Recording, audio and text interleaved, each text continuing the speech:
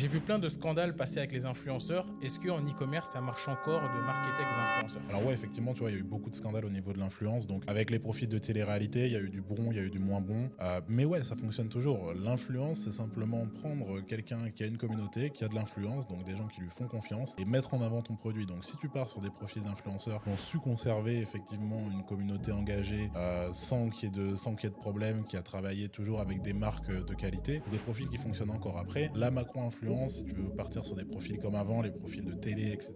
Moi, ce que je vais conseiller, c'est d'y aller que si tu as un gros budget, parce qu'il va vraiment falloir prendre tout le marché pour que vraiment avoir des résultats qui sont intéressants. Mais par contre, en termes de stratégie pour des gens qui vont débuter, qui ont un petit peu moins de budget, tu as la micro-influence qui est une très très bonne solution et c'est une stratégie dont je parle souvent. Et ça fonctionne très bien, c'est-à-dire que tu prends plein de petits créateurs qui ont des communautés super engagées, donc ils vont avoir des toutes petites communautés, mais qui sont super engagés, ils sont proches d'eux, ils répondent aux messages. Et là, ça marche très bien. Et en plus de ça, la plupart du temps, ils vont placer en échange d'un produit ou alors en échange d'un pourcentage du chiffre d'affaires. Donc en réalité, derrière, ça te coûte très très peu cher. C'est juste ton coût produit et une partie de ta marge qui part et t'as pas besoin de sortir de trésorerie.